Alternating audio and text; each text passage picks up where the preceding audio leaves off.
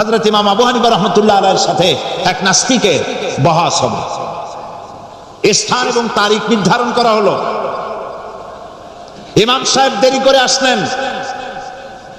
নাস্তিক বলছে, আমি আপনার সঙ্গে কোনো বিতর্কে যেতে চাই না, কারণ আপনি ওয়াদা রক্ষা করতে পারেন নাই, নির্ধারিত সময়ের অন্তত 3 ঘন্টা পরে এসেছেন। তিনি বললেন, আমি কেন দেরি করলাম সেটা তো তুমি জিজ্ঞেস করবে। আচ্ছা বলেন কেন দেরি করেছেন? তিনি বললেন, দেখো এই জায়গায় আসার পথে একটা নদী বেঁধেছিল, তো আমি আসবো কি করে? আমার কাছে পারাপারের কোনো বন্দোবস্ত ছিল না। এক পর্যায়ে হতাশ হয়ে গেলাম, আমার বোধহয় যাওয়াই হবে না। শেষ পর্যন্ত আমি দেখতে পেলাম হঠাৎ করে আমার পাশে একটা ফলের বীজ পড়লো, তা দিয়ে একটা গাছ অঙ্কুরিত হলো। দেখি না তার গাছটা একটা ময়ূর হয়ে পরিণত হয়ে গেল। ওই থেকে একটা করাতে সে গাছটা কেটে ফেলে দিল। ফটাফট কতগুলি তক্তা বেরিয়ে আসলো, কোথার থেকে একটা হাতুড়ি আর কতগুলি লোহা এসে ঠাস ঠাস করে বাড়ি লেগে একটা কিস্তি তৈরি হয়ে গেল। কিস্তিটা ধাপায় পড়লো নদীতে, আমি লাফ দিয়ে উঠলাম, তাই পার হয়ে আসতে যা দেরি হলো। নাস্তিক বলছে, আপনার সাথে আমি জানছিলাম যে আপনি অত্যন্ত বুদ্ধিমান মানুষ, কিন্তু যে ঘটনা শুনাইলেন আপনার স্ক্রু একটাও টাইট আছে বলে মনে হয় না, আপনার সাথে আর কোনো বহস নয়। তিনি বললেন, কেন? কই বহস না, আপনি বলছেন যে এইরকম একটা গাছ চারা হয়ে গেল, সাথে সাথে বিনা মিস্ত্রিতে গাছটা কাটলো, তারপর এইটা দিয়ে তক্তা হলো, লোহা আসলো, হাতুড়ি হইলো, বিনা মিস্ত্রিতে কিস্তি তৈরি হয়ে গেল, নৌকা এটা পড়লো নদীতে, আর বিনা মাঝিতে আপনি পার হয়ে আসলেন। এটা কি আদৌ সম্ভব? ইমাম আবু হানিফা রাহমাতুল্লাহ আলাইহি বলছেন, তোমার সাথে আমি কোনো কিতাব দিয়ে ঝগড়া করব না, কোনো কিতাব দিয়ে আমি তোমার সাথে বহস করব না। এই একটি দৃষ্টান্ত তোমার জন্য যথেষ্ট। একটা মিস্ত্রি ছাড়া যদি একটা কিস্তি তৈরি না হতে পারে, একটা গাছ কেটে তক্তা যদি না হতে পারে, এই বিশাল আকাশ, এই বিশাল জমিন, আর তোমার মতো এরকম একটা সুন্দর মানুষ বিনা মিস্ত্রিতে বিনা স্রষ্টায় তৈরি হলো কেমনে? এক কথায় নাস্তিক বলছে, আমার জীবনের ভুল ধরা পড়লো। নাস্তিক বলছে, জীবনের ভুল ধরা পড়েছে, আমি মুসলমান হয়ে গেলাম। লা ইলাহা ইল্লাল্লাহু মুহাম্মাদুর রাসূলুল্লাহ। আল্লাহর নবী তাই বলেন, ওয়ামান আমিলা বিহি উজরা। কোরআন শরীফ যে পড়বে আর আমল করবে, দুনিয়ায় শান্তি দেওয়া হবে, আখিরাতেও পুরস্কৃত করা হবে। আখিরাতের পুরস্কারটা কি? নবীজি বলেছেন, মান কারাল কুরআনা ফাস্তাযহারাহু ফাহাল্লা হালালাহু ওয়া হারামা হারামাহু আদখালাহুল্লাহুল জান্নাহ ওয়া শাফাআহু ফি আশরাতিন মিন আহলি বাইতিহি কুল্লুহুম কাদ ওয়াজাবাত লাহুন নার। সাদাকান নবী সাল্লাল্লাহু আলাইহি ওয়াসাল্লাম। নবী করিম সাল্লাল্লাহু আলাইহি ওয়াসাল্লাম বলেছেন, যে ব্যক্তি কোরআন পড়লো, বুঝলো, আর কোরআনের হালালকে হালাল জেনে চললো, হারাম থেকে বিরত থাকলো, আর কোরআনের আইনকে প্রতিষ্ঠিত করার আন্দোলনে শরীক হলো, সুবহানাল্লাহ, এরকম লোককে আল্লাহ তাআলা কিয়ামতের দিন জান্নাত দান করবেন। সুবহানাল্লাহ। আল্লাহ তাআলা বলছেন, ইয়া আইয়ুহাল্লাযীনা আমানু হাল আদুল্লুকুম আলা তিজারাতিন তুনজিকুম মিন আযাবিন আলীম تؤمنون بالله ورسوله وتجاهدون في سبيل الله بأموالكم وأنفسكم ذلكم خير لكم إن كنتم تعلمون। হে বিশ্বাসীরা, তোমরা যারা ঈমান এনেছো শোনো, হাল আদুল্লুকুম আলা তিজারাতিন, আমি কি তোমাদেরকে এমন একটি ব্যবসার কথা বলবো না, যে ব্যবসায় তোমাদেরকে জাহান্নামের কঠিন শাস্তি থেকে তোমাদেরকে রক্ষা করবে? এমন একটি ব্যবসার কথা বলবো না? তার মানে অবশ্যই এরকম একটা ব্যবসার কথা আমি তোমাদের বলবো, যে ব্যবসা তোমাদেরকে জাহান্নামের কঠিন শাস্তি থেকে বাঁচায় দেবে। সুবহানাল্লাহ বলি। জাহান্নাম থেকে বাঁচাবার জন্য ব্যবসা শিখাচ্ছেন কে? আল্লাহ। এবার দেখেন, ব্যবসা এটা করলে লাভও আছে, নোকসানও আছে, ঠিক না? বলেন আছে কিনা? লস এন্ড প্রফিট এর মধ্যে থাকবে। কিন্তু আল্লাহ রাব্বুল আলামিন বলেন, আমার সঙ্গে যে ব্যবসা করবে ওই ব্যবসাটা হচ্ছে তিজারাতান লান তাবুর। আমার সাথে যে ব্যবসাটা করবা, এই ব্যবসায় কোনো নোকসান নাই, শুধু লাভ, লাভ আর লাভ। কে বলতেছে? এরকম একটা ব্যবসা করবেন? এক নম্বর হচ্ছে তুমিনুনা বিল্লাহ, আল্লাহর প্রতি বিশ্বাস, আল্লাহর প্রতি ঈমান। বলেন আল্লাহর প্রতি ঈমান। এখন আপনারা বলবেন যে এটা তো কোনো নতুন কথা হলো না, আল্লাহর প্রতি ঈমান আনছি, যদি ঈমানই না থাকতো তাহলে কি বৃষ্টির মধ্যে এই পানির মধ্যে আমরা কি বসে থাকতাম? 100% সত্য কথা। ঈমান না থাকলে কেউ আসতেনও না, আর এই পানির মধ্যে ঝড়ের মধ্যে বাঁশ ভাঙ্গে মাথায় পড়তে পারে এই ঝুঁকি নিয়ে বসতেন না। ঠিক কিনা ভাই? আমরা সবাই ঈমানদার। তবে আল্লাহর উপর ঈমান আনতে হলে 4টি শর্ত লাগে। কয়টি শর্ত? 4টি শর্ত ফুলফিল করলে আল্লাহর উপর ঈমান এনেছি বলে প্রমাণিত হবে। নইলে আল্লাহ আছে এ কথা নুরা পাগলাও বলছে। নুরা পাগলার বলা আর আপনার আমার বলা এটা তো এক হওয়ার কথা না। ঠিক কিনা বলেন? তা আল্লাহর উপর ঈমান আনতে হলে শর্ত কয়টা? 4টা। 1 নম্বরের শর্ত হলো আল্লাহর জাত সম্পর্কে স্বীকার করে নেওয়া, আল্লাহর অস্তিত্ব, আল্লাহ আছেন এটা মেনে নেওয়া। তো আল্লাহ আছেন এ ব্যাপারে আমাদের কোনো দ্বিমত নেই, ঠিক না? এবং কোরআনে কারীমের ছোট্ট একটি সূরায় আল্লাহ তাআলা তার নিজের জাত সম্পর্কে এভাবে বলেছেন, কুল হুয়াল্লাহু আহাদ। আমরা জানি না এই সূরা?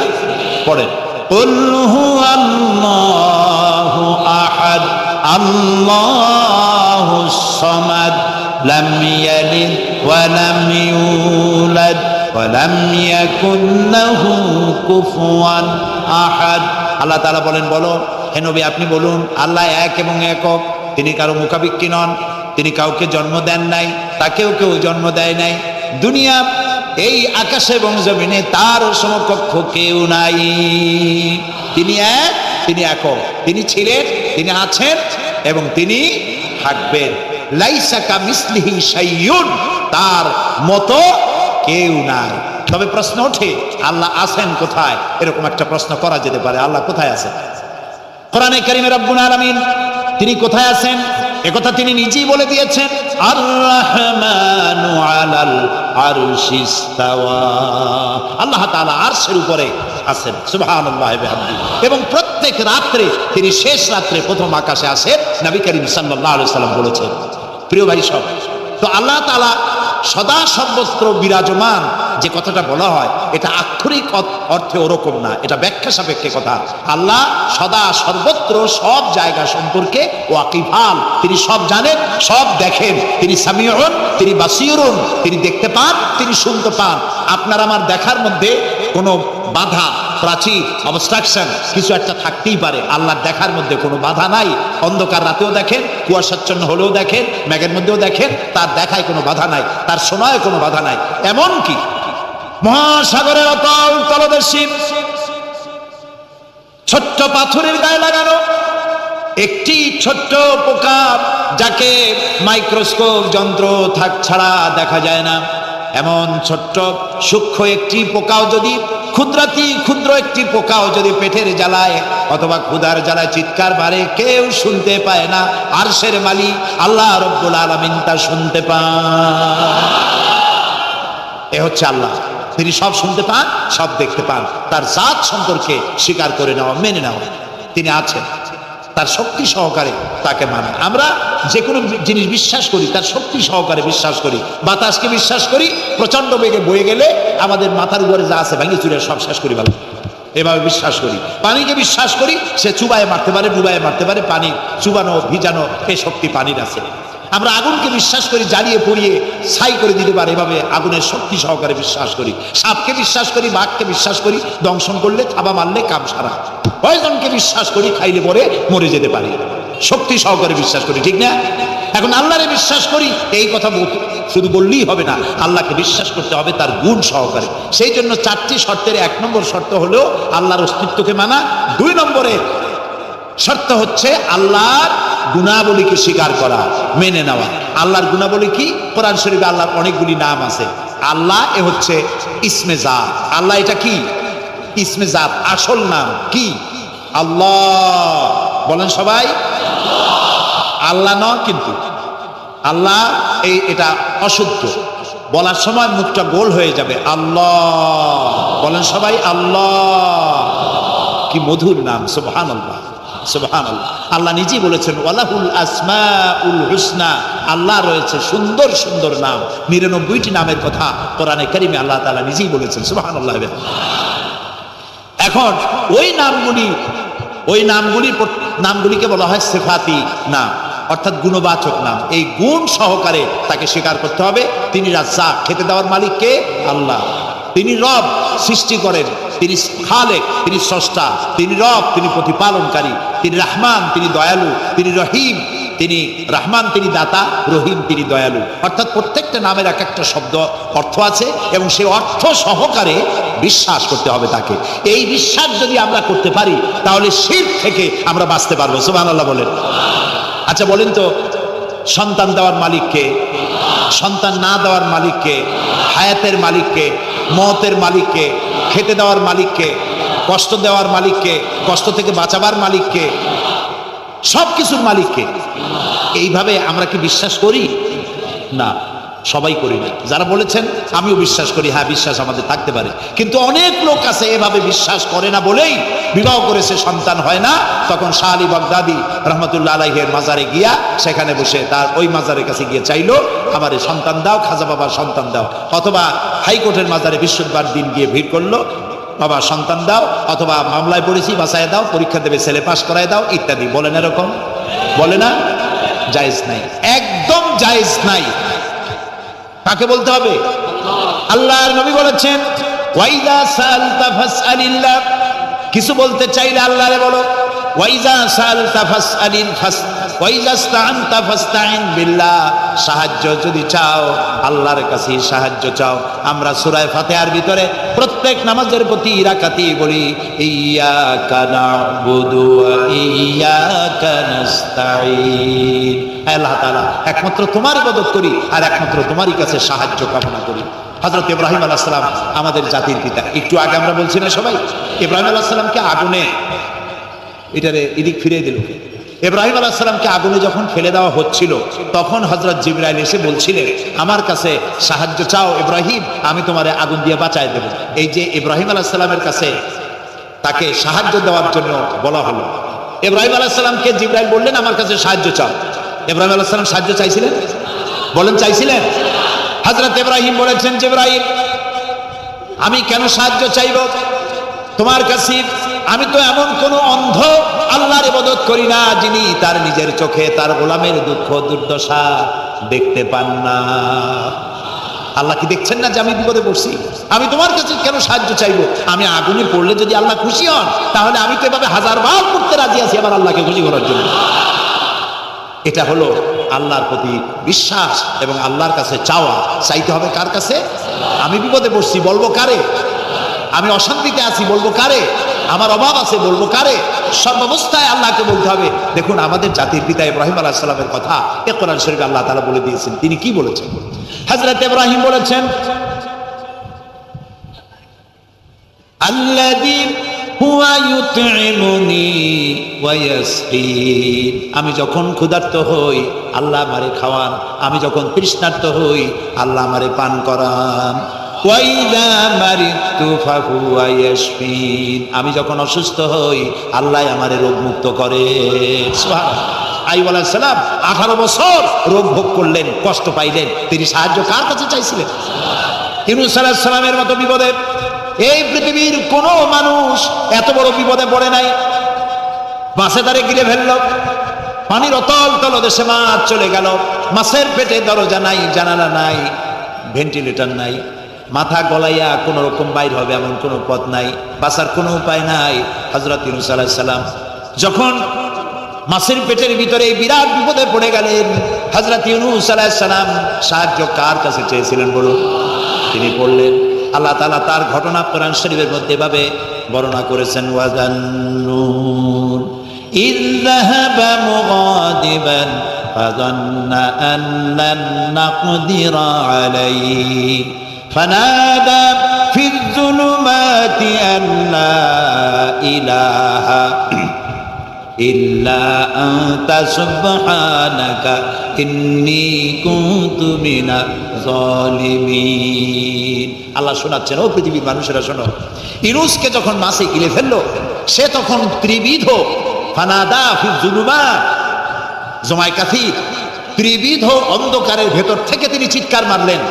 রাতের অন্ধকার, মাছের পেটের অন্ধকার, পানির অন্ধকার, এই ত্রিবিধ অন্ধকারের মধ্য থেকে ইউনূস আলাইহিস সালাম চিৎকার মারলেন লা ইলাহা ইল্লা আনতা।